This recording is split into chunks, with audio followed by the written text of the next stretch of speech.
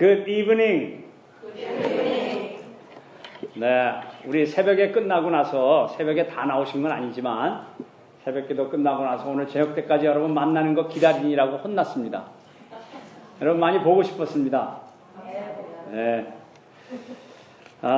옆 사람에게 한번 얘기하세요. 많이 보고 싶었습니다. 네. 아니 뭐 하루 종일 부부가 같이 있어놓고 뭐 부부끼리 해요. 딴 사람하고 해야지. 네. 우리가 서로 격려하고 축복하고 사랑하는 것 이렇게 말로 언어로 표정으로 많이 연습하시고 그래서 저와 여러분이 가는 곳마다 분위기가 밝아지고 따뜻해지고 그런 아름다운 열매를 거두시기 바랍니다. 참 여러분 교회 분위기가 참 좋고요. 저도 하다 보니까 어떻게 많은 교회를 다니다 보니까 이게 비교도 되고 그러는데 어디는 그냥 설교하다가 내려오고 싶을 때도 있어요. 왜냐하면 이게 막 그냥 다 그냥 인생의 고난은 자기 혼자 겪는 것처럼 다 표정 관리도 안 되고 막 이러니까 그런데 여러분은 참 밝고 찬송할 때 박자는 좀 틀렸지만 박수도 잘 치시고 너무 잘하시는 것 같아요. 하여튼 이런 분위기를 가지고 이 지역사회만 섬기면 하나님께서 여러분들을 아주 크게 사용하실 것 같은 그런 불길한 예감이 듭니다. 너무 좋고요. 자, 그래서 또 복습의 시간이 돌아왔어요. 여러분 교회 왜 다니십니까? 네, 그렇죠. 누구의 제자? 네. 이렇게 잘하는데 그냥 첫 번째 뛰어 넘어갑시다. 오늘 새벽에 안 나온 사람도 있으니까 또 약 올려줘야죠. 여러분 행복하다는 말을 요즘에 세상에서도 많이 쓰는데요. 그 행복이라는 단어가 사람마다 감각도 다르고 내용도 많이 다릅니다. 그럼에도 불구하고 그 행복한 신앙생활, 내가 참 행복하게 살고 있구나, 그런 느낌은 구호를 외쳐서 되는 게 아니고 하나님이 우리를 만드는 대로 그렇게 살면 행복하다고 저절로 느껴지는 거예요. 네. 옆 사람 얼굴 한번 볼까요 말까요? 네. 그런 거예요. 그런 거 지금 너무 좋잖아요. 옆 사람 어깨를 두드리면서 이렇게 얘기하는 거예요. That's okay. 한번 해보세요. 네. 그렇죠. 그래서 우리가 이런 걸 자꾸 연습하는 것은 우리 에베소서 1장 23절에 교회가 어떤 것인지 정의가 딱 나와 있어요. 교회는 그의 몸이니 만물 안에서 만물을 충만케 하시는 자의 충만이라. 그렇게 나와 있습니다. 제가 충만이 무슨 뜻이라고 그랬어요? 제가 넘쳐나는 거라고 그랬죠? 건드리면 나오는 거 이런 거. 교회는 그의 몸, 그가 누구죠? 예수님의 몸입니다. 다 우리는 뗄 수 없는 형제 자매들이에요. 그래서 그의 몸인데 그 몸에서 뭐가 누려지냐 하면 만물 안에서 만물을 충만케 하시는 자. 그 그랜드 캐년을 보고 이야 그렇게 소리가 나올 그 아름다운 모습. 사실 그랜드 캐년도 노아의 심판 후에 나타난 그 모습이긴 하지만 어쨌든 그런 걸 보면서도 그 아름다운 것에 대하여 감탄을 저지르는. 한국에 가면 주일 아침에 제가 어디 도봉산 근처에 있는 교회 집회를 가는데 지하철을 탔어요. 전철을 가득 사람들이 탔는데 복장이 다 똑같아. 어디 가냐면 도봉산에 등산을 가는데 꼭 히말라야 갈 사람처럼 장비를 똑같이 가졌어. 하여튼 한국 사람들은 똑같이 입어요. 그래가지고 제가 그 전철간에 넥타이 메고 앉아있는 건 저밖에 없어요. 그래서 제가 기도했습니다. 하나님 아버지, 이분들은 올라갔다 내려올 거 왜 올라갑니까? 이분들이 좀 교회 가게 해주세요. 제가 그렇게 기도한 적이 있어요. 도봉산에 왜 그 사람들이 올라가는지 아십니까? 꼭대기에 올라가면 이 세상이 다 내 것 같아요. 등산한 사람은 그런 재미 때문에 올라가는 거거든요. 그런 것을 충만이라고 얘기합니다. 만물 안에서 만물을 충만케 하시는 자. 그래서 제가 어제도 질문했듯이 여러분 교회 마치고 집에 갈 때 기분이 어때요? 1번? 네, 그렇죠. 2번이죠. 그래서 우리는 교회 생활에 그런 하나님의 행복, 그 충만함을 누리라고 우리에게 교회를 주셨습니다. 그런 것을 누리기 위해서 하나님이 만드신 대로 살아야 되는데 첫 번째가 어떤 거였어요? 네, 오늘 새벽에 비몽사몽간에 들었기 때문에 그렇죠. 가족의 느낌이 있어야 됩니다. 그래서 가족은 궁금하고 보고 싶고 그런 감각적인 느낌을 가지고 우리가 신앙생활할 때 그 신앙생활에 하나님이 행복이라는 걸 느껴지게 합니다. 두 번째는 그렇죠. 긍휼히 여기는 건 늘 긍휼히 여기는 거고 이렇게 다양한 사람들이 모여 있는데 주님 안에 하나 되는 겁니다. 그래서 우리가 출신도 다르고 성격도 다르고 다르지만 긍휼한 마음으로 서로를 덮어주고 축복해주고 하는 거죠. 옆 사람 얘기합시다. 잘 봐드리겠습니다. 네, 이런 거 잘하는 거예요. 네, 장로님을 권사님이 잘 봐주겠다고 또 그렇게 사랑의 터치를 하셨어요. 그래서 우리는 다양한 사람들이 모였기 때문에 그 다양한 거를 틀린 거로 아는 게 아니고 다른 것으로 알아서 우리가 다양한 모습으로 주님 안에 하나 되는 겁니다. 부부도 마찬가지 같아요. 부부도 서로를 보면 자꾸 싸움이 됩니다. 다르니까. 그런데 그 다른 걸 가지고 주님을 바라보면 서로가 보완하고 서로 도와주어서 주님이 기뻐하시는 삶을 살다 보니까 자기도 기뻐지는 뭐 이런 거를 우리가 경험하게 되죠. 그래서 다양한 사람이 모였지만 주님 안에 하나 되는 것을 힘써 지키는 겁니다. 마지막으로 그렇죠. 모든 사람이 다 목회자야 되는 거예요. 그래서 다락방 사역 하나, 교회 사역 하나. 그래서 목사님 제가 가고 나면 우리 종이 한 장씩 나눠주고 우리 교회 안에서 내 눈에 보이는 필요한 거 그게 어떤 것이 있는지 여러분들이 보시고 잘 헌신해 주셨으면 좋겠어요. 그렇게 신앙생활을 하면 그 사람에게는 행복하다는 감각이 생기게 돼 있습니다. 그것이 오늘 새벽까지 한 거죠. 자, 그래서 우리가 하는 구호를 한번 서로 같이 얘기해 보겠어요. 옆 사람에게 얘기합니다. 해보고 얘기합시다. 네, 우리는 뭐든지 하나님 안에서 일단 해보고 얘기하는 거예요. 하여튼 기본으로 시작한 신앙의 훈련은 3년은 해보고 얘기하는 겁니다. 3년을 해보고 얘기해요. 3년이 지나면 어떻게 된다고요? 7년 해보고 얘기하고 7년 지나면 10년 해보고 얘기하고 10년 지나면 그렇죠. 10년 3번 해보고 천국 가는 거예요. 또 옆 사람에게 얘기합시다. 조용히 살 수 없습니다. 그래서 저와 여러분의 삶에 하나님이 잘해주신 간증들을 잘 만들어서 우리 형제 자매들과 같이 나누는 그런 삶을 잘 사는 것. 오늘 본문 말씀은 우리 제목이 하나님 앞에 사는 감각에 대한 거 우리가 오늘 묵상하려고 그래요. 내가 하나님 앞에 살고 있다. 그런 걸 우리가 어떻게 하면 알 수 있을까? 하나님 앞에 내가 살고 있다면 그 삶은 분명히 달라질 수밖에 없습니다. 우리가 조금만 깊이 생각해 보면 우리가 신앙생활 한다는 자체가 얼마나 신비한 일인지 모릅니다. 우리의 표정들을 보면 우리가 예수 믿는다는 것이 얼마나 신비한 건지 몰라요. 제가 어제도 말씀드렸듯이 저를 아는 친구들은 야 하나님이 무척 바빴구나. 네가 다 목사가 되다니 뭐 이런 얘기.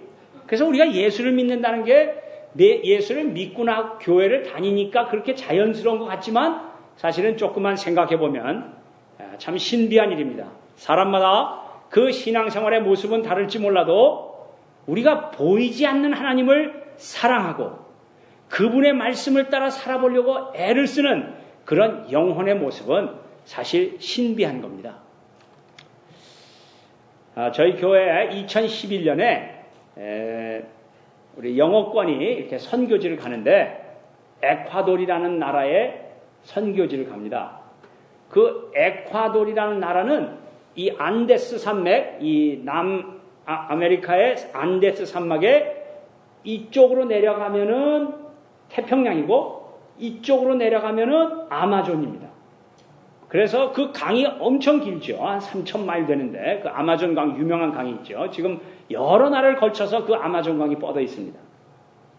우리가 가는 그 에콰도르 나라의 수도는 퀴토라는 데인데 한 4,000m 정도 돼요.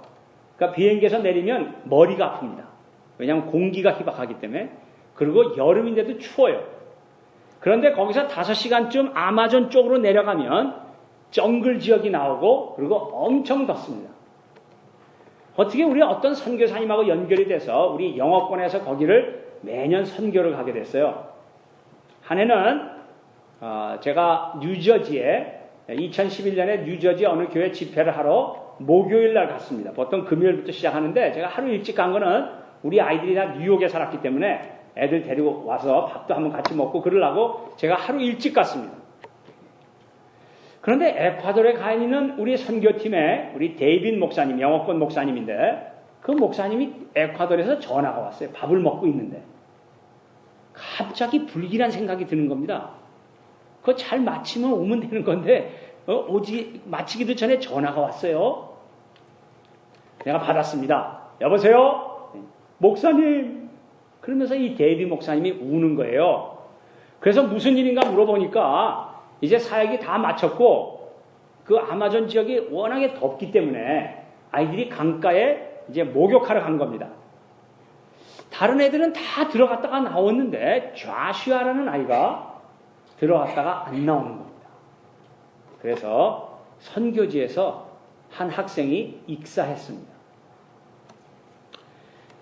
제가 그 얘기를 듣는 순간 뭐 피가 싹 다 빠지는 것 같고 막 기운이 없어요. 그래서 책상에 앉아서 가만히 기도하고 생각해 봤습니다. 이걸 어떻게 처리해야 되는가. 그래서 일단은 제가 집회하러 가기로 한 그 교회의 목사님에게 연락을 해서 일단은 동해를 취소하고 다음엔 제가 꼭 오겠습니다. 그렇게 얘기를 하고 밤에 비행기표를 사서 그 다음날 아침 비행기로 다시 올랜도로 돌아왔습니다. 제 아내에게 패스포드와 짐을 가지고 나오라 그러고 그 세상을 떠난 아이의 아버지하고 그 동생이 있었어요. 그래서 둘 다 공항으로 나오라 그러고 그 엄마는 또 마침 유럽에 연주여행을 가고 있었기 때문에 뭐 없었어요. 그래서 세 사람이 비행기를 타고 에콰도르를 갑니다. 공항에서 만난 그 아버지의 눈을 보니까 눈에서 불이 나와요. 이분이 어떤 행동을 할지 모르는 겁니다. 그래서 5시간 비행기를 타고 가는 동안에 서로 한마디도 못했습니다. 저는 기도하면서 하나님 어떻게든지 살려주시기 바랍니다. 그리고 강가에 어디엔가 뭐 실신을 해서 졸도해가지고 어디 있는데 원주민이 이렇게 찾아가서 뭐 이렇게 깨워놓고 있더라. 뭐 이런 얘기를 좀 하도록 좀 도와달라. 그러면서 막 기도하면서 갔어요. 자, 다른 팀들을 만나서 다들 집으로 보내고 비행기 타고 미국으로 가라 그러고 데이빗 목사님하고 저하고 그 아버지하고 동생하고 넷이서 5시간 또 차를 타고 그 아마존까지 갔습니다. 일주일 동안 그 강을 따라서 얼마나 많이 돌아다녔는지 모릅니다. 막 지류도 많고 그러기 때문에 시신이라도 찾겠다는 마음으로 그 발이 부르트르륵 돌아다녔습니다. 거기 지역 경찰과 군대와 막 같이 다니면서 수색을 하고 그랬는데 결국은 못 찾았습니다. 그래서 퀴토로 다시 돌아와서 이렇게 대사관에 이야기를 하고 그리고 이제 미국으로 다시 돌아오게 됐는데 그 일주일을 있는 동안에 그 에콰도르 호텔에 밤에 들어오자마자 예배도 드리고 같이 기도도 하고 했습니다마는 이 아버지가 그 아들이 두고 간 백팩을 꺼내서 보니까 이 아들이 자기가 매일처럼 그 선교지에서 일기를 쓴 게 있었어요. 그거를 보면서 이 아이가 자기가 몸이 약하고 힘이 없기 때문에 이 무더운 아마존에서 선교하는 것이 너무너무 힘이 들지만 그러나 오늘 이 자고 일어나면 내일 아침에 또 원주민들 그 아이들에게 찬양을 가르칠 것을 생각하니 내가 힘을 내야 되겠다. 뭐 이러면서 끊임없이 그 아이들 눈망울을 보며 열심히 선교하라고 했던 그 아들의 일기를 봅니다. 이 아버지가 하루하루 표정이 달라지는 거예요.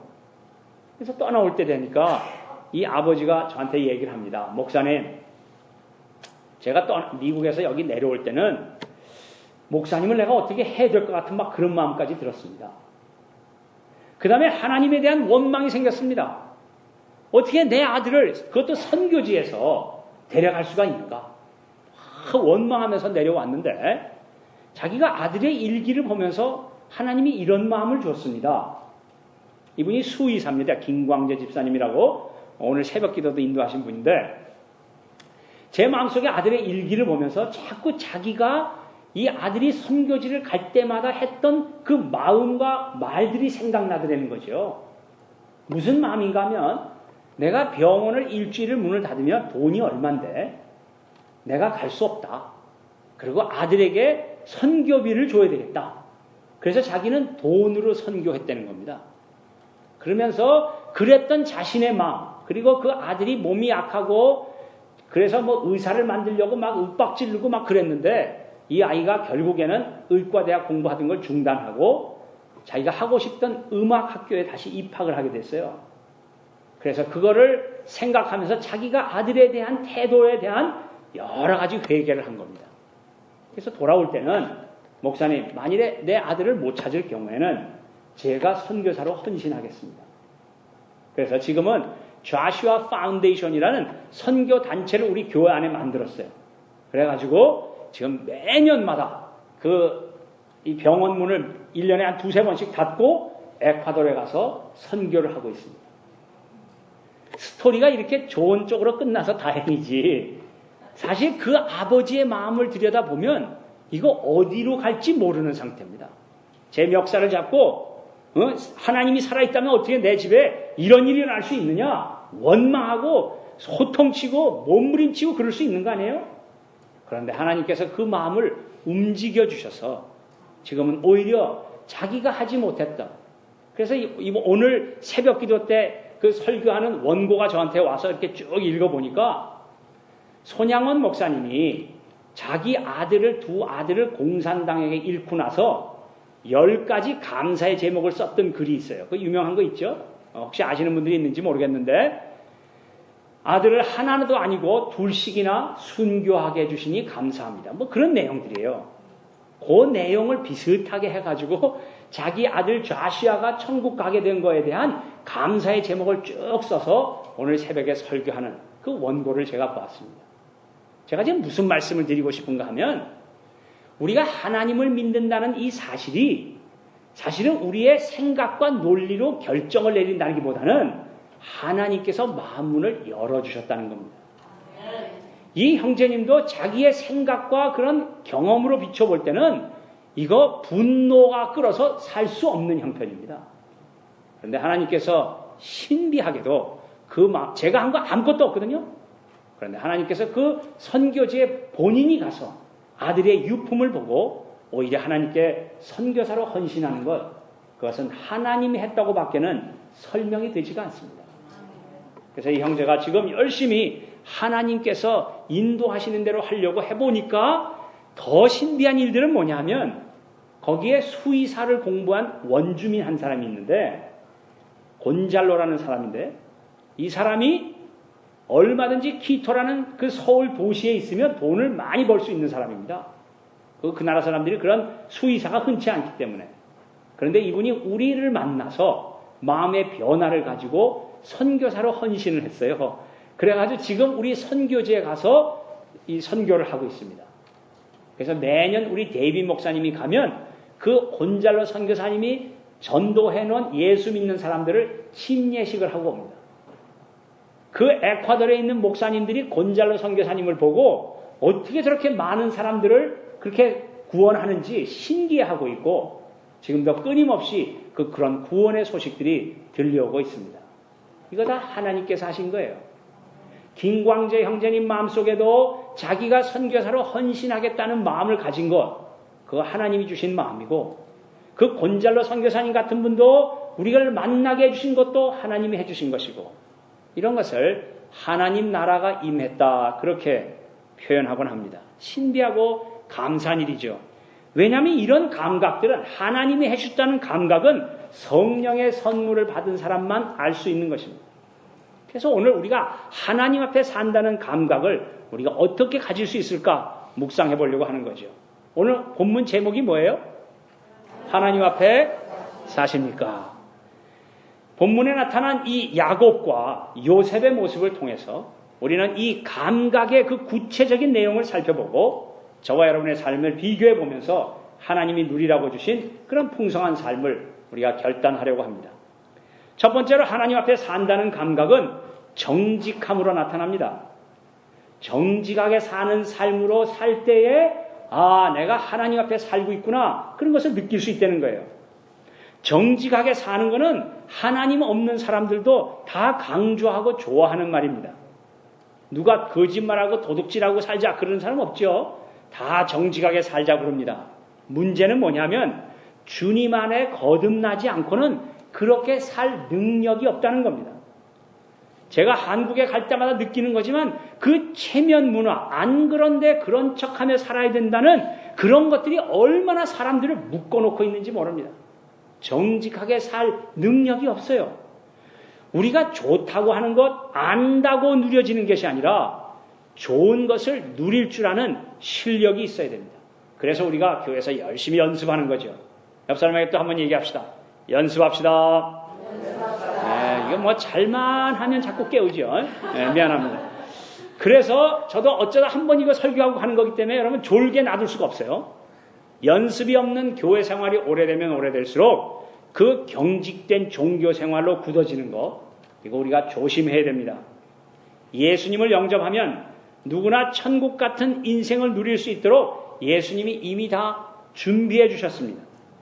그런데 중요한 거는 뭐냐면 그 천국 같은 즐거움을 오늘 내가 누리느냐 못 누리냐는 나에게 달려있다는 겁니다. 영적인 실력이 있어야 우리가 누릴 수 있기 때문에 그래요. 이런 것을 키우려면 이 두 가지 고백이 있어야 돼요. 첫째는 나는 죄인이라는 것과 두 번째는 죄를 덮으시는 은혜입니다. 한번 따라합시다. 나는 죄인이라는 것, 그 죄를 덮으시는 은혜.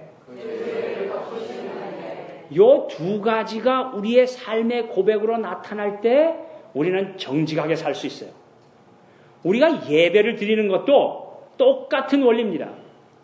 예배는 주님을 만나는 장소이기 때문에 반드시 죄에 대한 회개가 있어야 되고 그 죄를 들으시고 용서해 주시는 그 하나님의 은혜로 살아가는 그런 존재라는 고백이 우리의 예배에 꼭 있어야 되는 거죠.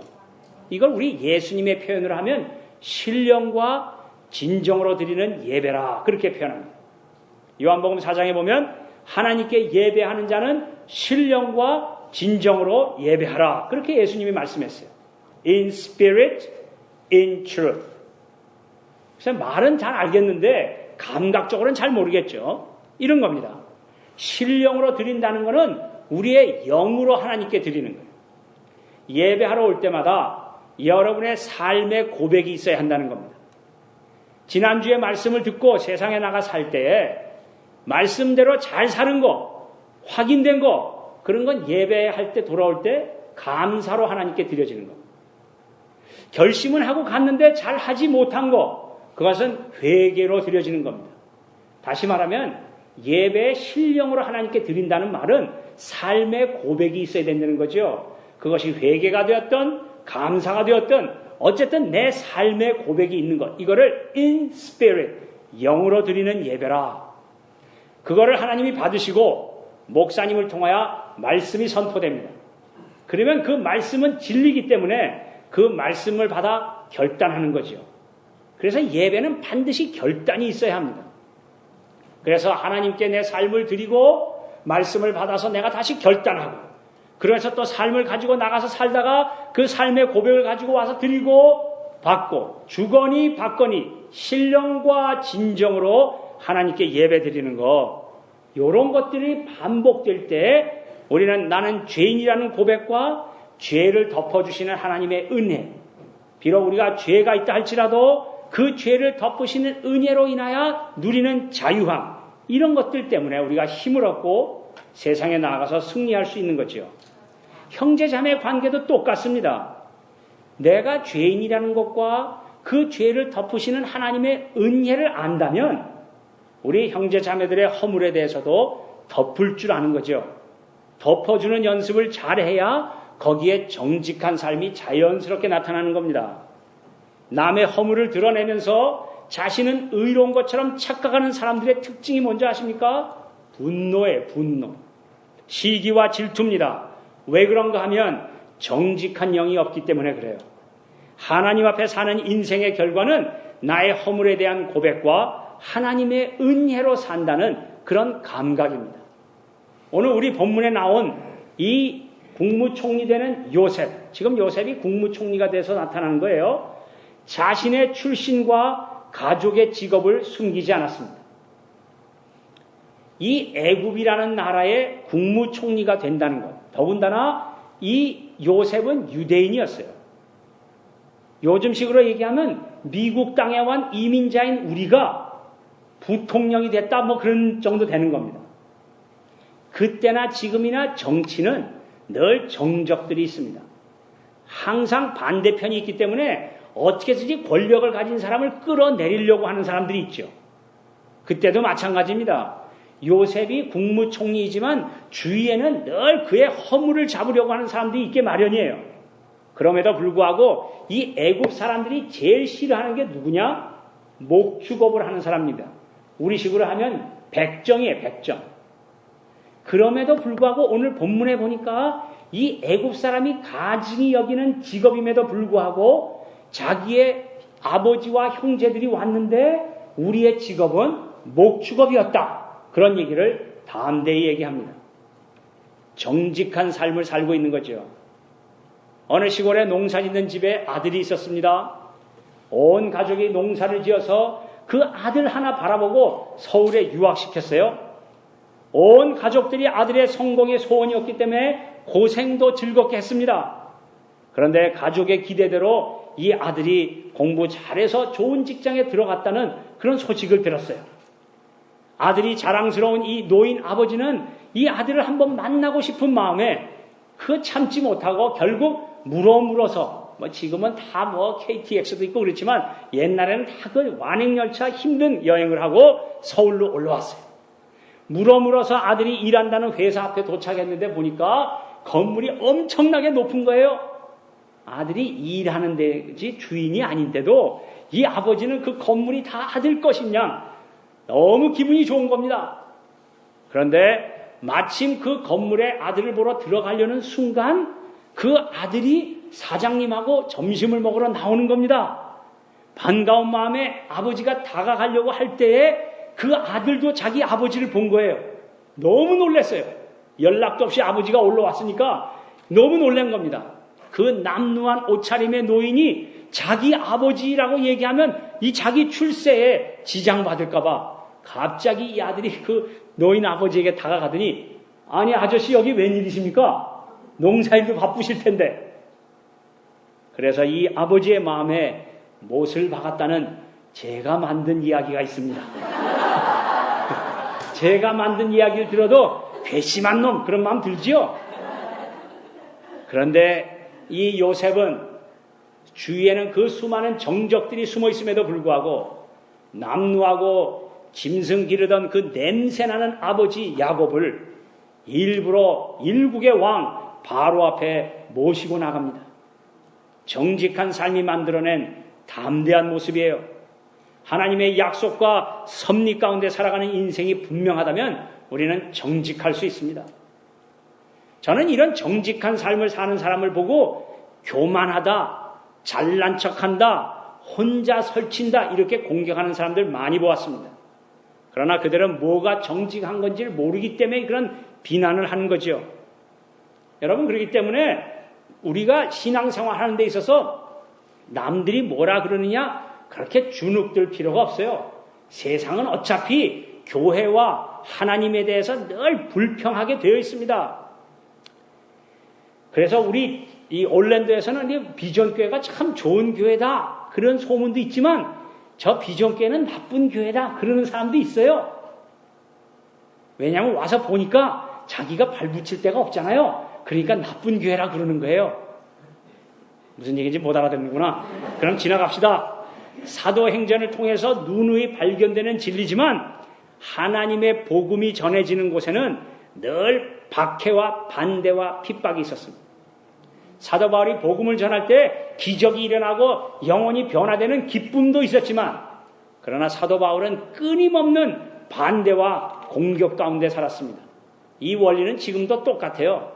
적당히 사니까 사람들이 그냥 끼워주고 그러는 거지 우리가 진정으로 하나님 앞에 사는 정직함이 있다면 세상의 공격도 받게 되어 있습니다. 우리는 그래도 미국에 사니까 그런 거 별로 실감하지 않는데요. 한국에서 직장 다니는 사람들은요. 자기가 크리스찬이라는 걸 나타내면 정말 어려움을 겪는 사람들이 많습니다. 그러나 그럴 때마다 우리가 낙심하거나 타협하기보다 오히려 내가 이런 공격을 받는 걸 보니까 내가 제대로 하나님 앞에 살고 있구나. 우리는 오히려 담대할 필요가 있다는 거죠. 사도 바울이요, 어느 지역에 가서 전도했는데 돌을 던져가지고 이 사람이 진짜 죽은 건지 졸도했는 건지 모르지만 하여튼 사람들이 이 사도 바울 이게 죽은 걸로 알고 성 밖에 갖다 버렸어요. 여러분, 돌 맞으면 아프겠어요? 시원하겠어요? 잘 모르시는구나. 그럼 설교를 중단하고 우리 다 일어납시다. 나가서 돌멩이 하나씩 들고 서로 던져봐요. 네. 엄청나게 아픕니다. 우리 교회 한번 해봤는데 그거 하고 나서 많은 사람들이 김 목사 조심해라 다 그렇게 됐어요. 사도 바울이 돌을 맞고 나서 갖다가 죽은 줄 알고 버렸는데 하나님께서 다시 세워가지고 그 다음 마을에 가서 또 복음을 전했습니다. 우리 이 에너지 좀 배워야 돼요. 나한테 돌 던진 놈이 어디냐? 이렇게 가서 항의하고 그런 게 아니고 돌 맞아서 그 아픈 몸을 이끌고 또 다음 마을에 가서 복음을 전했던 그 열정. 돌은커녕 말만 하나 들어도 뚜껑 열어놓고 펄펄 뛰는 사람 많이 봤습니다. 우리가 정말 하나님 앞에 산다는 감각이 있다면 정직할 수 있고요. 정직한 사람을 좋아하는 사람도 있지만 그거 아주 싫어하는 사람도 많습니다. 그래서 우리는 좋아하는 사람을 통해서 내가 잘하고 있는 것도 알아야 되지만 그런 공격에 대해서도 내가 하나님 앞에 정직하게 살고 있구나 그런 감각을 가져야 되죠. 요셉이야말로 꿈의 사람이었어요. 꿈. 그 요셉이 가졌던 꿈은 견몽이 아닙니다. 예? 한자 말로 이게 견몽이란 어려운 말이 있어요. 하여튼 물어보지 말고 그 꿈은 견몽이 아니라 정직한 영혼이 가지는 꿈이었습니다. 하나님의 약속에 근거한 꿈이었어요. 그는 누구보다도 인생의 좌절과 상처를 많이 받은 사람이에요. 여러분, 우리가 인생을 살면서 정말 어렵게 사는 사람도 있습니다.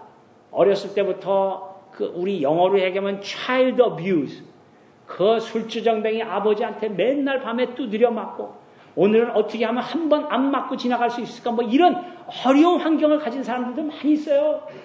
그런데 그런 어려운 환경에 있던 사람들도 예수를 만나니까 그 아버지가 용서가 되고 자신의 삶을 더 아름다운 모습으로 잘 생활하는 것, 그러면 많이 보았습니다.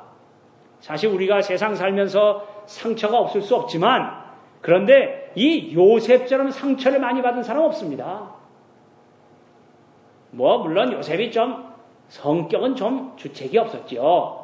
그 좋은 꿈 꿨으면 그냥 자기 혼자 좀 가지고 있지. 그거 왜 떠들고 댕겨가지고 아버지한테도 자랑하고 형들이 질투해가지고 그렇게 채색 옷을 입히고 옹냐 그렇게 키운 요셉인데 어느 날 갑자기 노예로 팔려버리잖아요.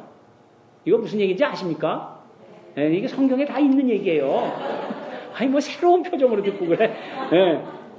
그래가지고 근데 지금은 노예라는 걸 뭔지를 모르기 때문에 그 노예로 팔았을 때의 그 상황을 잘 이해가 안 가죠.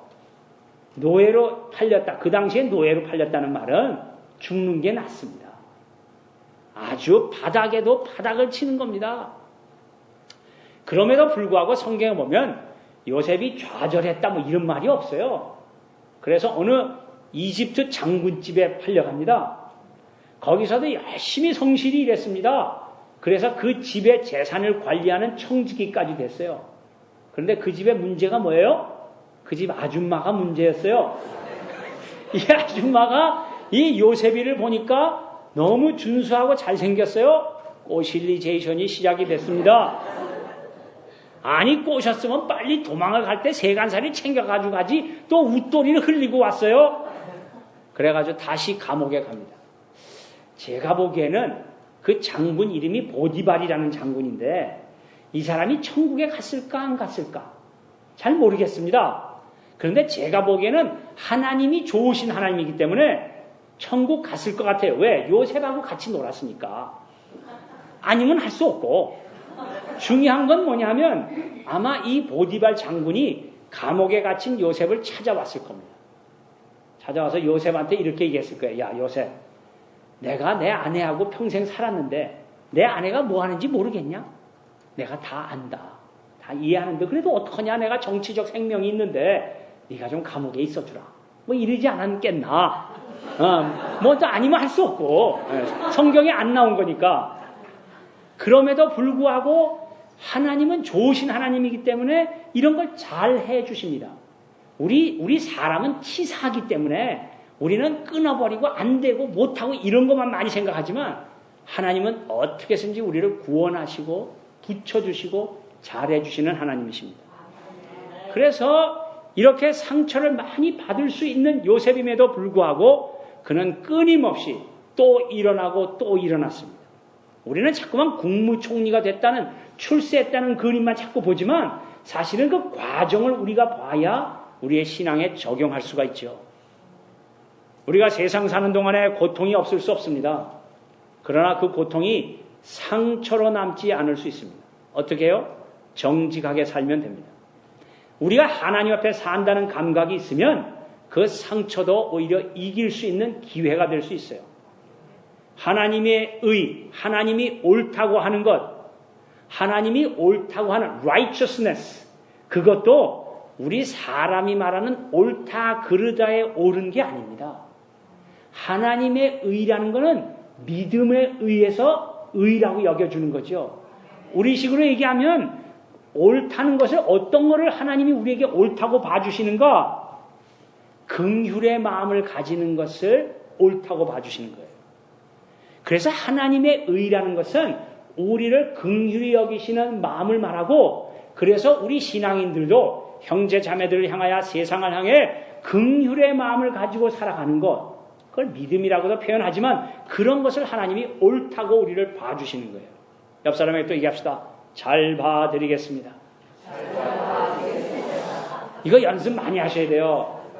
우리는 끊임없이 옳다 그르다만 이렇게 많이 배워왔기 때문에 하나님 나라, 어제도 제가 말씀드렸듯이 오른뺨을 맞으면 왼뺨을 돌려대는 넉넉함, 이런 천국의 법에 순종하고 살면 모든 것을 더해주시는 하나님의 약속을 우리가 붙잡고 살아가는 거죠. 그 약속을 우리의 삶에 적용하고 산다면 우리는 정직할 수가 있습니다. 윤리와 도덕을 넘어서는 내가 하나님 앞에 산다는 감각으로 정직함을 누리시고, 그래서 하나님의 인도하심을 체험하는 행복한 인생 되시기를 주님의 이름으로 축원합니다. 아멘. 우리가 어떻게 하면 하나님 앞에 산다는 감각을 가질 수 있을까요? 두 번째는 내가 나그네로 산다는 감각을 늘 기억해야 합니다. 나그네로 산다. 이것도 교회 좀 다니면 많이 들어본 얘기예요. 우리 신앙인의 삶은 출장을 떠난 사람의 모습과 같습니다. 오늘 본문에도 보니까 야곱이 뭐라고 자기의 인생을 고백하냐면 이 떠돌아다닌 인생이 130년이라고 했어요. 우리 개역성경에 보면 나그네의 길이 130년이다. 내 나그네의 길의 세월이 130년입니다. 우리 조상의 나그네의 길의 세월에는 미치지 못하나 험악한 세월을 보냈다. 그렇게 표현하고 있어요. 자기의 인생에 대한 평가입니다. 오래전에 최희준이라는 가수가 있었습니다. 그분이 요즘도 살아 계시는지 모르겠어요. 여러분 모르십니까? 너무 거룩한 삶을 사셨기 때문에 이 가요를 부른 이 최희준을 모르시는구나. 그분이 돈을 많이 벌게 된 가요 곡 중에 하나가 뭐냐면 인생은 나그네 길, 뭐 그런 노래가 있었어요. 그래서 이 인생은 나그네 길이라는 노래를 부르니까 그거를 들은 사람들이 자기 얘기하는 거거든. 그래서 레코드가 많이 팔린 겁니다. 그런데 이 최희준 아저씨가 한 나그네 길이란 것은 인생의 방향이 없는 허무한 것을 말했습니다. 그러나 야곱이 얘기한 나그네라는 인생은 그런 게 아닙니다. 본향, 갈 데가 있는 나그네 길이었어요. 우리가 세상이나 교회나 똑같은 용어를 쓰지만 그 용어에 담고 있는 내용은 정반대인 경우가 많습니다. 여러분 미국에 살면서 캠핑 그라운드 가보셨는지 모르겠는데 캠핑 그라운드 가보셨어요? 네. 캠핑 그라운드에 가면 자기 그 랏을 딱 하나 주는데 거기에 전기가 나오고 수돗물이 나옵니다. 그래서 거기다 전기도 꽂고 전기장판도 깔고 불도 켜놓고 뭐 이러면서 텐트에서 생고생을 하는 거죠. 왜 이게 생고생이냐? 샤워장이 없어요. 거긴 전기하고 수도꼭지만 나와 있기 때문에 씻지를 못해요, 거기서. 그래가지고 샤워는 어디서 해야 돼요? 저쪽 한참 걸어가는 가운데 어디 건물이 있어요. 거기 가게도 있고, 뭐 화장실도 있고, 다 거기 있어요, 거기. 그래가지고, 이제 저녁 때 제가 낮에 너무 땀이 나서 샤워를 하러 그 샤워장에 들어갔어요. 비누칠을 여러 개 했는데, 물이 끊어졌어. 나는 동전을 한 번 넣으면 계속 나오는 줄 알았는데 3분마다 넣어야 돼. 그때 영어를 못했기 때문에 몰랐어요. 그래가지고 나갈 수는 없고 문 요만큼 열어놓고 소리 지르는 겁니다. 호정아, 동전 갖고 와. 이 처절한 울부짖음을 아십니까? 이 우리 어린 호정이가 이 애비가 어디서 소리를 꽥꽥 지르고 있거든. 그래서 이 녀석이 쫓아와가지고 왜 그런가 하니까 동전이 필요해. 동전을. 그 다음날 제가 가족 회의를 했습니다. 아침에 일어나서 예배 잠깐 드리고 우리 딸아이 이름이 호정이고 아들 이름이 호열이야. 호정아, 호열아. 니네 캠핑이 이렇게 재밌냐? 예스. 그래, 그럼 니네 그렇게 재밌으면 아야 여기 살자. 그랬더니 이것들이 가만히 생각해보더니 No. 캠핑그라운드에 사는 건 싫은 거예요. 왜 캠핑그라운드에 내가 보기엔 그 생고생인데 그게 왜 재미있을까요? 왜 재밌어요? 그렇지. 자기가 편안하게 사는 집이 있으니까 그거 재미있는 거지. 자기가 가서 편안하게 살 집이 없이 그 고생을 하면 그걸 뭐라 그러냐? 홈레스라 그래, 그거를. 성경에 우리의 육신을 텐트라고 표현해, 장막이라고 표현했습니다. 그 원문을 보면 텐트예요, 텐트. 텐트라는 건 접을 때가 있다는 겁니다, 접을 때가. 우리 육신을 얘기할 때 이런 장막으로 표현하는데 그 접을 때가 있다는 말은 무슨 뜻을 포함하고 있느냐? 우리가 진짜가 살 집이 있다는 겁니다. 출장 가는 사람에게 출장을 보내는 회사가 출장비 줍니다. 먹고 자는 거 다 책임져요. 왜? 출장을 보내니까 회사가. 여긴 출장도 안 가봤나? 하여튼 하나님께서 자녀된 우리를 세상에 두셨을 때는 먹고 사는 거 다 책임지십니다. 우리가 채우려고 하는 욕심 때문에 만족하지 못하는 것이지 세상의 기준에 속아서 비교의식, 열등의식 때문에 불만이 생기는 거지 진정 내가 하나님 앞에 산다고 하면 그 사람에겐 감사밖에 없습니다. 제가 우리 교회에서 강조하는 것 중에 하나가 뭐냐면 제일 큰 그림을 그리면 세상은 좋아지지 않는다는 겁니다. 여러분, 세상은 성경에 분명히 나와 있지만 예수님의 재림 때 심판으로 끝나게 되어 있습니다. 근데 중요한 건 그 심판이라는 단어 가운데 두 가지 의미가 있는데 예수님을 거역하고 거부했던 그런 영혼들에 대해서는 저주의 심판이지만 예수 믿고 하나님의 나라를 위해 애쓰고 힘쓴 저와 여러분들에게는 상급의 심판이 있어요. 단어는 심판이란 똑같은 말을 쓰지만 내용은 전혀 다른 겁니다. 그렇기 때문에 세상은 좋아지지 않아요. 경제 좋아지지 않습니다. 그런데 인류의 역사상 지금처럼 빨리 다니고 잘 살 때가 없었어요. 제가 한국에 가보니까요. 이야, 정말 한국 엄청 잘 삽니다. 네? 하여튼 그 한국에 보면 은행 같은 데도 우리 한국 사람들이 얼마나 똑똑한지 아십니까? 여러분 이제부터는 내가 한국 사람이란 거에 대한 자부심을 갖고 사세요. 은행에 제가 일을 보러 갔는데 그 은행에 한 분이 나하고 지금 하고 있잖아요. 그래서 제 서류를 이렇게 막 하고 있어요. 그런데 내가 나하고 얘기하고 있는데 뒤에 있는 사람이 새치기 해가지고 와가지고 이 자매한테 막 물어보는 거예요, 이런 거를. 그러니까 이 사람은 여전히 내 일을 하면서 대답은 그 사람 보고 해줘. 그런데 전화가 왔어요. 그러니까 전화도 받아. 우리 한국 사람은 세 가지를 한꺼번에 합니다. 그러면서도 더 많이 하지 못해서 안달이야. 그런데 미국은 은행에 가서 내가 거스름돈 이게 좀 계산 미리 암산으로 해가지고 그 잔돈 안 받으려고 잔돈을 좀 더 주면 그때부터 헷갈리는 거야. 아니 얘가 왜 돈을 더 주나? 내가 지금 거실러 줘야 되는데 왜 얘가 날 돈을 더 주나? 이래가지고 뭐 계산기 오고 매니저 불러오고 막 난리예요. 이렇게 한국 사람이 똑똑하고요. 인천공항에 가면 하여튼 제가 올 때마다 줄을 점점 길게 서는데 왜 그렇게 외국에 많이 나갑니까? 하여튼 우리 한국 사람들은 그 땅덩이에 못 살아. 어딘가 싸돌아다녀야 돼. 아주 유니크한 민족입니다. 이 전 세계에 우리나라 같은 사람이 없어요. 똑똑하고. 저는 그래서 이 땅 넓은 미국 땅에 한국 민족 한 반은 여기다 옮겨와야 된다고 생각해요. 많이 말 수 없고. 예.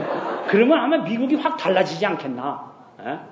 한국에서 오신 분들 중에 여기도 한국에서 여기 잠깐 와 계시는 분들이 있을 텐데 한국에서 오신 분들이 미국에 와서 제일 먼저 경험하는 트로마가 뭔지 아십니까? 빨리빨리가 안 되는 거. 못 견뎌. 우리나라 대단히 잘 삽니다. 그런데 맨날 뉴스에 나오는 건 뭐예요? 경제. 못 산다. 그렇지 않습니다. 인간의 욕심의 문제가 해결되지 않는 한 세상은 절대로 좋아지지 않습니다. 우리 어머님, 아버님 때는요, 먹을 게 없었어요. 그런데 전기불도 없어가지고 애는 많이 낳지. 도시락은 많이 싸야 되지. 이게 첫째 건지 둘째 건지 헷갈리지. 그런데도 우리 어머님, 아버님들 어려운 일 없었습니다. 그런데 요즘에는 우리 어머니들은 너무 바빠가지고 뭐 마음에 우울하고 어쩌고 그런 겨를이 없었어요. 근데 요즘에 밥은 누가 합니까? 에? 코끼리가 해요, 코끼리. 에? 빨래는 누가 해요? 세탁기가. 그러니까 이게 문제인 거예요, 이게. 너무 시간이 많은 거예요. 쓸데없는 생각하는 거예요. 이런 비교의식, 열등의식, 이런 것 때문에 우리의 욕심이 컨트롤이 안 돼서 세상에 살기 어려운 것 뿐이지 지금처럼 잘 살 때가 어디 있습니까? 물론 출장 가면 잠 제대로 못 자요. 가족들 없어요. 먹는 거 불편해요. 집 떠나면 고생입니다. 그런데요, 그 고생을 즐길 수 있어요. 왜?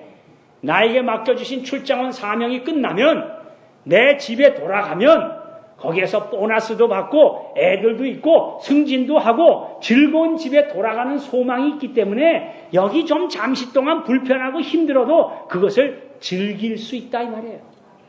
옆 사람에게 합시다. 사명 가지고 삽시다. 여러분 호텔에 며칠이 있는 동안에 자기 호텔에 며칠 있는 동안 거기 뭐 피아노 사다 놓고 뭐 액자 갖다 걸고 가구 사오고 그러는 사람 봤어요? 예? 그 정신병원에 가면 그런 사람 있지.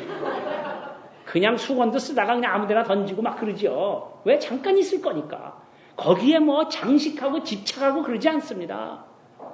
여러분, 제가 강사로 오니까 좋을 것 같죠? 한번 해볼래요? 호텔에 여놓고 아침 데려다가 먹여가지고 도로 집어넣고 점심면 데려다가 점심면 또 집어넣고 저녁 때 또 먹여가지고 여기 데려와서 또 떠들게 하고 또 집어넣고 아 내가 지금 무슨 사육받으러 왔습니까? 올 때마다 어떤 분을 만날지 모르죠. 이번에는 정말 제가 마음이 즐거워요. 만나는 분들마다 다 좋고 분위기 밝고 말이에요. 근데 어느 때는 정말 집에 돌아가고 싶을 때도 있어요. 죽은 얼굴 해가지고 말이에요. 이게 강사한다는 게 뭐 좋아 보이지만 이것도 사명이 아니면 못합니다. 제가 뭐 날 때부터 돌아다니면서 뭐 집회하는 목사로 태어난 줄 아십니까? 하다 보니까 하나님이 그렇게 써먹는 것이지. 그러니까 그냥 하나님이 쓰실 때 그저 한철 장사니까 마음껏 쓰세요. 그러고 하는 거지. 이거 힘들어요, 힘들어. 그럼에도 불구하고 이거를 즐길 수 있는 이유는 제가 간 교회 목사님과 교제하고 우리 성도님과 천국잔치 한번 하고 이런 즐거움이 고생은 되지만 그래서 우리 교회 표어 중에 하나가 뭐냐면 고생을 즐깁시다. 옆 사람에게 고생을 즐깁시다. 우리 자매님들이 제일 싫어하는 내용이 뭐예요? 남자들 모여 앉으면 군대 얘기하는 거. 네. 여기는 원래 군대 얘기도 안 하는구나. 군대 얘기하는 거.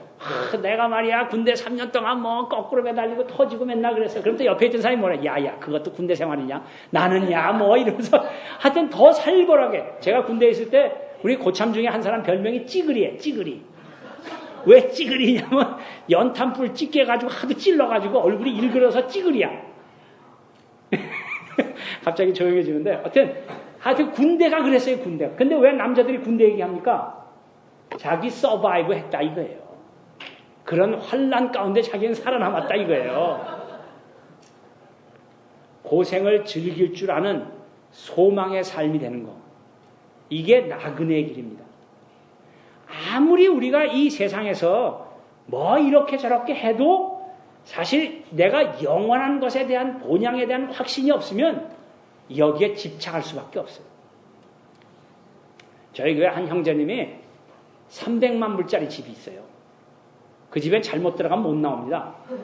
방이 너무 많아가지고 복도하고. 그런데 그분이 사는 방은 딱 하나야, 하나. 그래가지고 겨울에는 또 올랜도도 추울 때가 있어요. 그런데 이게 히터를 못 대. 왜냐하면 집이 너무 크니까 돈이 많이 나오잖아요. 부자들은 또 부자를 유지하기 위해서 돈이 많이 들기 때문에 쓸 돈이 없어요. 중요한 건 뭐냐면 이분이 이렇게 이부자리 이렇게 해놓고 추우니까 개키지도 않아. 거기 쏙 들어갔다 쏙 나오고. 그리고 추우니까 1999 하는 폴러블 히러. 그거를 타겟에서 사다가 그거 틀어놓고 있는 거예요. 내가 거기 신방 갔다가 너무 지질이 가난하게 사는 거야. 그래가지고, 아유, 형제님, 이렇게 지질이 가난하게 궁상 떨지 말고 집 팔으세요. 팔아가지고 300만 불이나 하니까, 그러면 한 30만 불짜리 조그마한 거 하나 사가지고, 잔디 깎고 이런 것도 안 해도 되니까. 그런데 사시고, 그럼 270만 불 남잖아요. 그 교회 헌금하세요. 그 다음부터 안 나와요. 뭐 할 수 없지 뭐. 나는 제대로 가르쳐드렸는데 본인이 안 하니까 뭐 할 수 없는 거예요. 이런 걸 어려운 말로 지질이 가난하다. 사실 재미있게 얘기하는 것 같지만 우리의 생각의 전환이 필요합니다. 우리는 같은 돈을 벌어도 하나님께서 우리에게 주신 먹을 양식과 심을 씨. 여러분, 먹을 양식이 많아요? 심을 씨가 많아요? 먹을 양식이 많지. 그런데 씨까지 먹겠다는 거 아닙니까? 그래서 지질이 가난한 거예요. 많이 가졌냐, 적게 가졌냐, 큰 집 갔냐, 그 얘기를 하는 게 아닙니다. 내 마음을 얘기하고 있는 거예요. 하나님 앞에 내가 살고 있느냐, 사람들 앞에 살고 있느냐. 그런 데서 나오는 차이점이에요. 저희 교회도 아주 재밌는 분도 있었는데요. 꼭 제 앞에 오면 이래요. 목사님, 교회에서 예산을 쓰실 때 잘 쓰셔야 됩니다. 그럼요. 잘 써야죠. 성도님들이 귀하게 헌금하고 희생을 담겨서 하나님께 드린 건데 잘 써야죠. 그런데 목사님, 우리 성도들이 하는 헌금은 피, 땀 흘려 번 돈을 하나님께 드린 거기 때문에 그 피, 땀 흘려 번 돈을 잘 쓰셔야 됩니다. 그래서 제가 그랬어요. 형제님, 어제 예수님 전화 왔는데 피, 땀 흘려 번 돈은 도로 가져가랬디다.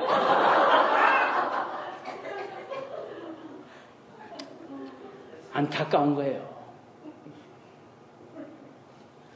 그래서 우리는 끊임없이 우리 아이들 기를 때도 제가 그런 거 많이 가르쳐줬어요.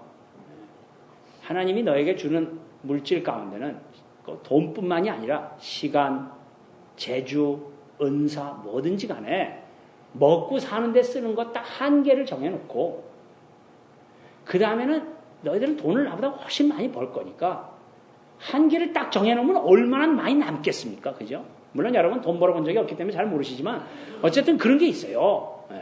그래서 하나님이 주신 것 같고 남을 위해 쓰는 겁니다. 그런 삶이 가능한 이유는 내가 나그네라는 감각이 있을 때 가능한 거예요. 본향에 대한 감각이 없는 사람은 암만 이런 얘기해도 그거 와 닿지 않습니다. 여기 악착같이 살아야 돼요. 그래서 내 마음이 어디에 있는가 보면 금방 알 수 있죠. 하나님이 주신 사명을 감당하는 나그네, 한 영혼을 섬겨서 그 영혼이 주님을 만나는 일을 위하여 투자할 줄 아는 내 시간, 희생, 섬김 이런 거. 출장 간 사람이 출장 간 그 사명을 다하려고 그 불편함을 참는 것과 거와 똑같은 거예요. 여러분, 저도 교회 가만히 있어도요, 우리 성도님들하고 재밌게 지낼 수 있어요. 네? 시원한 제 사무실에서 재밌게 지낼 수 있습니다. 하여튼 객지에 나오면 다 고생이에요. 그런데도 그것을 즐기는 이유는 사명이에요. 더군다나 제가 이렇게 나오잖아요. 그러면 목사님 없다고 또 땡땡이 치는 사람들이 있어. 이런 사람들은 꼭 잡아가지고 색출해내야 되는데, 그걸 갔다 와가지고는 꼭 이랬던 목사님 설교를 들어야 뭐 예배 드린 것 같아요. 뭐 이렇게 알랑방구 끼고 그래요. 하여튼 뭐 어쨌거나 제가 교회를 비우면 목회자로서 성도들의 영혼을 걱정하게 되는 일이 없는 게 아니에요. 있어요. 그럼에도 불구하고 사명 때문에 그렇게 하는 거죠. 그래서 우리는 끊임없이 이 세상을 살되 내가 나그네라는 감각을 가지고 살며, 그리고 내가 언젠가 본향에 갈 것을 안다면 이 세상 사는 동안에 그렇게 형제 자매들을 섬기며 나누며 살 수 있다는 겁니다. 내 인생을 들여다볼 때 허무한 나그네 인생으로 느껴진다면 지금 하나님께서 여러분을 부르고 있는 겁니다. 인간의 체면, 나이, 사람들의 말, 이거는 다 지나가는 겁니다. 다 지나가는 거예요. 그런 것 때문에 어영부영 할 수 없는 우리는 값진 인생입니다. 그래서 내가 결단해야 돼요. 내가 안 믿는다고 아프리카가 없어지는 거 아니거든요. 내가 안 믿는다고 하나님 나라가 없어지는 게 아니거든요. 최희준 오빠가 부른 인생은 나그네 길, 이런 데 공감이 간다면 우리 빨리 일어나야 됩니다. 내 인생의 야곱이 고백한 내 본향이 확실한 그런 나그네 인생입니까? 그렇다면 우리는 천국의 하나님 나라의 사명자로 우리가 살아가는 거죠. 하나님의 약속을 믿으시고 의지하고 하나님의 인도하심을 따라가는 훈련에 자신을 들여지는 겁니다. 하나님의 손길이 필요한 자리에 내 인생을 채우는 거예요.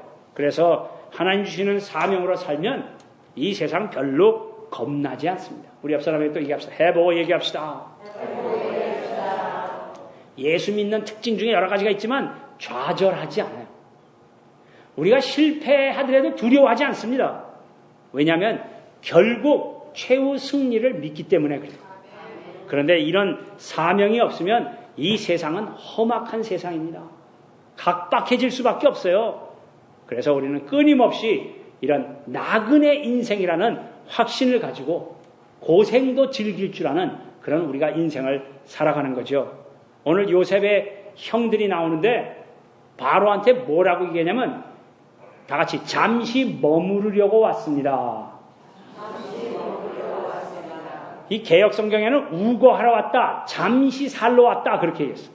언젠가는 가나안 땅에 돌아간다는 겁니다. 물론 그게 결국 400년이 지나서 가지만은 가나안 땅, 약속의 땅으로 돌아갈 것을 소망하고 고백하고 있습니다. 그래서 고센 땅에 사는 거예요. 고센 땅이라는 건 목초지를 말하는데 애굽의 변방입니다. 그래서 그 애굽의 수도에서 북쪽으로 떨어져 있는 그 변방이에요. 그래서 이 애굽의 문화와 구별되게 살 수 있었습니다.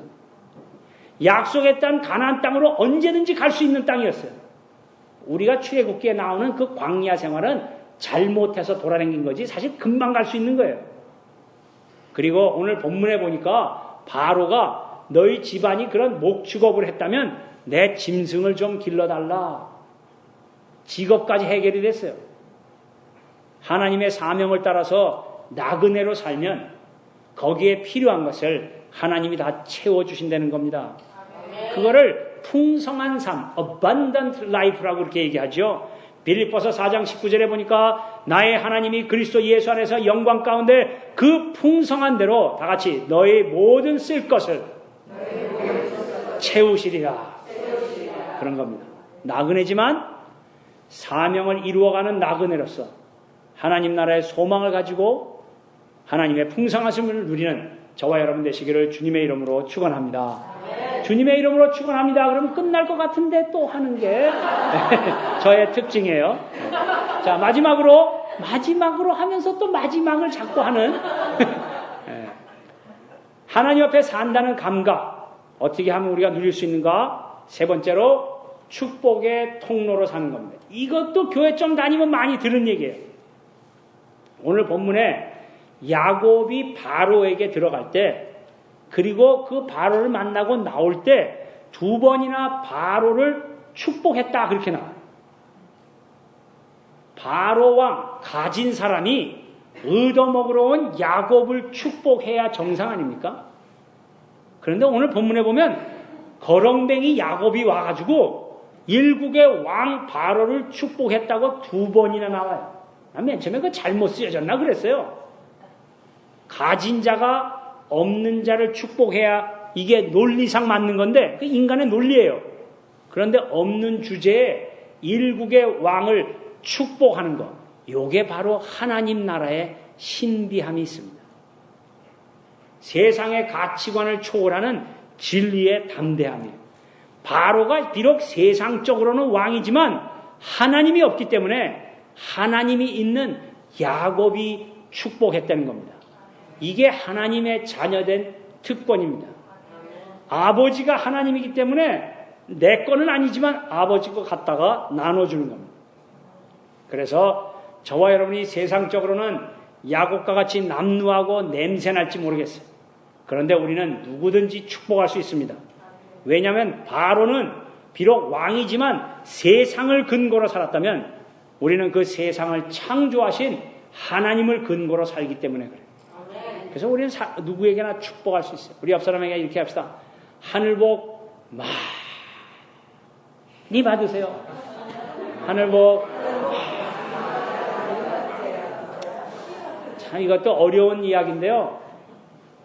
저에게는 이게 그냥 자연스러울 때까지 연습했어요. 말씀을 읽고 앉을 때도 하늘복 많이 받으세요.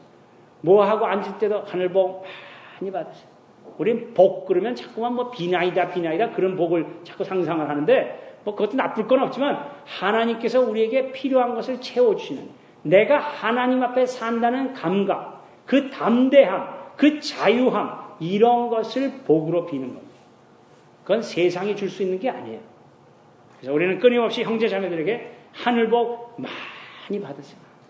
그래서 실제로 그래서 그런지 모르겠지만 우리가 몰개지 내야 되는 큰 빚이 있음에도 불구하고 9년이나 되도록 아직 한 번도 쫓겨나지 않고 우리 교회 부자 한 사람도 없는데 어쨌든 희생이 담긴 헌금 그리고 많은 형제자매들이 자원하여 주님 앞에 헌신하고 영혼을 섬기려고 하는 열정적인 그런 아름다운 삶의 태도 때문에 그런지 그런 태도 자체가 하나님의 복으로 우리에게 누리게 하신 거죠. 우리 끊임없이 복을 빌어줘요. 또 옆 사람한테 한 번 더 얘기합시다. 하늘복 많이 받으세요. 네. 하나님의 자녀가 되는 권세를 가졌다. 이런 말은 야곱이 바로를 축복하듯 저와 여러분을 통해 하나님이 필요한 영혼들을 축복할 수 있다는 말입니다. 우리가 서로를 축복하는 기도를 하는 이유가 거기에 있습니다. 특별히 여러분이 앞으로 기도 생활을 하실 때 목사님을 위하여 축복 기도 많이 하셔야 돼요. 왜냐하면 교회는 늘 목사를 공격하게 돼 있어요. 가정에서도 아버지가 흔들리면 그 집안이 흔들리는 것처럼 목사님이 든든히 설 수 있도록 여러분 늘 축복 기도해야 됩니다. 제가 이렇게 나오면 우리 금식하면서 기도하는 중보기도 팀이 있어요. 그분들은 목숨 걸고 저를 위해 기도합니다. 그래서 서로를 축복하는 기도 우리가 스스로는 줄 것이 없어요. 그러나 나사렛 예수 그리스도의 이름의 권세 세상을 창조하신 하나님의 이름으로 우리가 축복할 수 있는 거죠. 세상을 충만케 하시는 자의 충만이 교회입니다. 우리의 경험이 그걸 못 보았다가 하더라도 이런 말씀을 묵상할 때마다 우리는 세상을 충만케 하시는 자의 충만이 교회라는 사실을 꼭 믿으시고 그래서 그 예수님의 넘쳐나는 사랑과 은혜와 평화 이런 것들 우리가 서로 체험할 수 있도록 격려하고 축복하는 거예요. 그래서 우리의 실제적인 경험을 그렇게 만들어가는 거죠. 분쟁하고 원수를 풀지 않는 마음들 이런 것 때문에 고통당하는 교회가 얼마나 많습니까? 우리는 그런 모습에서 벗어나게 하신 것은 그런 교회를 도우라고 우리를 벗어나게 한 거죠. 축복의 통로가 되라는 겁니다. 그래서 이번에 주제가 뭐냐? 나눌 수밖에 없는 비밀이에요. 이런 것을 우리가 체험하고 산다면 또 얻을 수밖에 없습니다. 이건 미리 얘기하고 해야지. 이것도 제가 만든 얘기니까 너무 또 심각하게 받아들이지 마시고 어느 목사님이 골프를 너무 치고 싶은 거예요.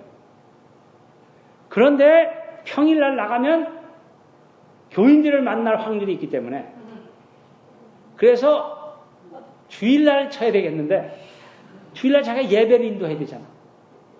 그래가지고 부목사한테 야 내가 오늘 어디 가야 되니까 나 아프다 그래. 그리고 네가 설교해라.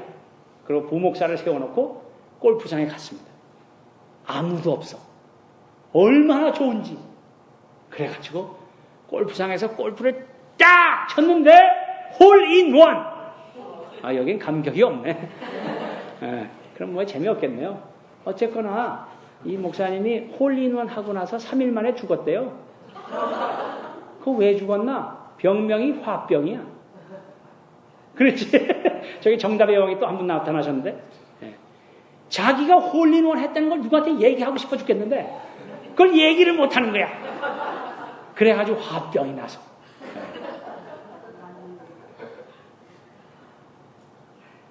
나는 예수님을 전하지 못해갖고 화병으로 죽었다는 사람은 못 들어봤어요. 그래서 나 때문에 주님을 만난 사람이 있어야 합니다. 내 안에 계신 주님 증거할 수 있어야 됩니다. 정말 나를 구원해 주신 그 예수님을 전하고 싶어서 내 마음이 끓는 그런 모습들로 우리가 변화되어야 돼요. 이게 바로 축복의 통로로 산다는 겁니다. 여러분은 교회 안에 있기 때문에 잘 몰라서 그렇지 정말 살벌한 인생을 사는 사람이 한둘이 아닙니다. 아디규환이에요.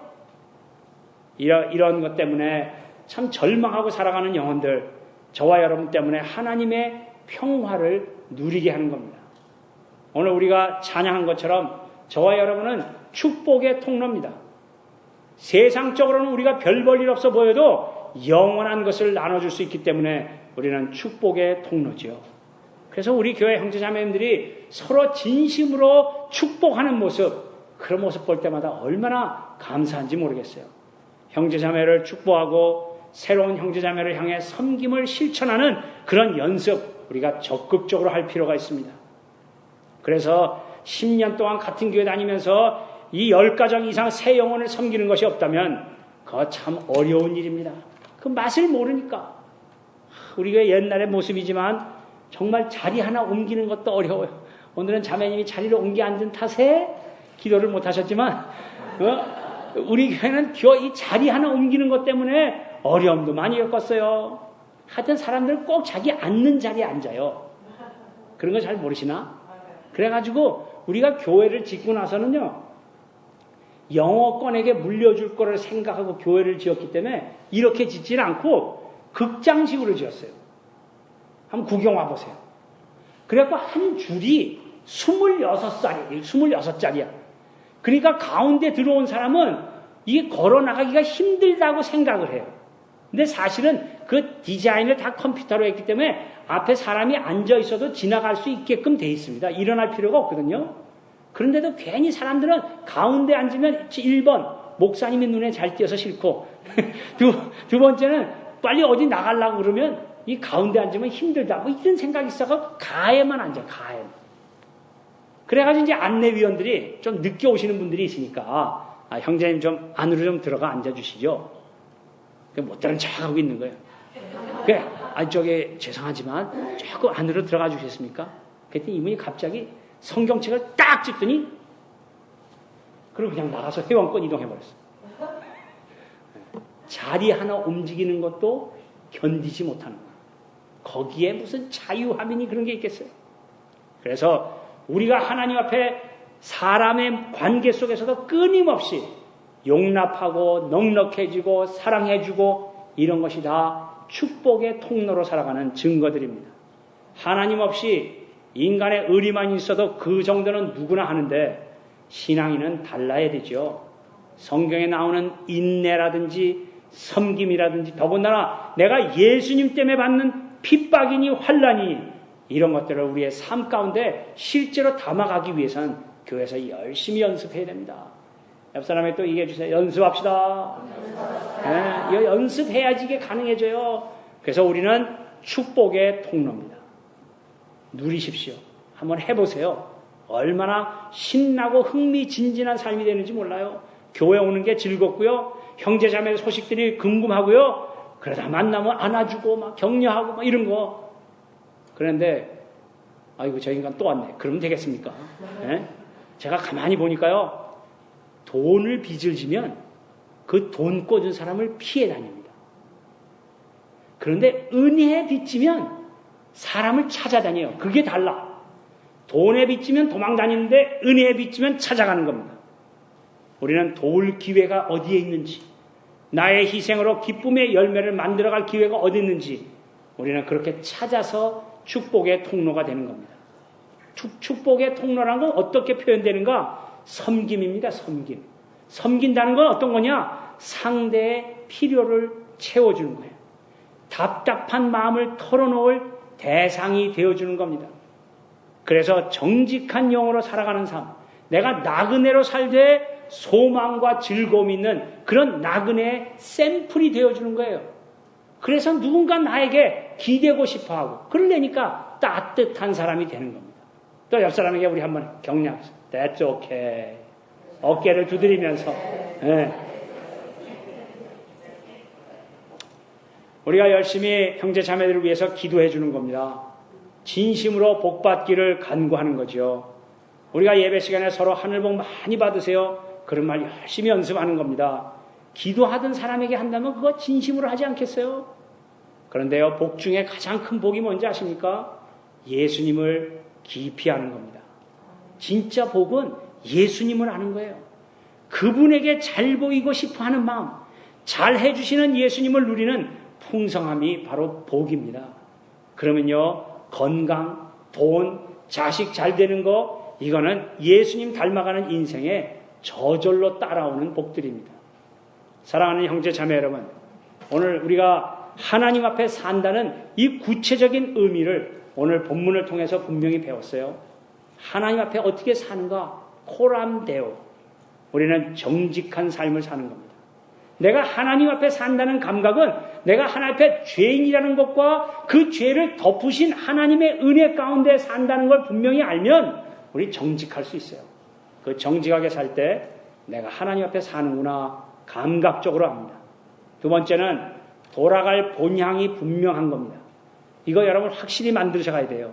이 세상 사는 동안에 이루어야 될 사명이 분명한 나그네의 길을 가는 거죠.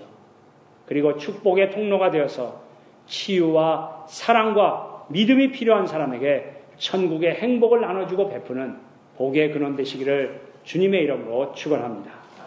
기도하겠습니다.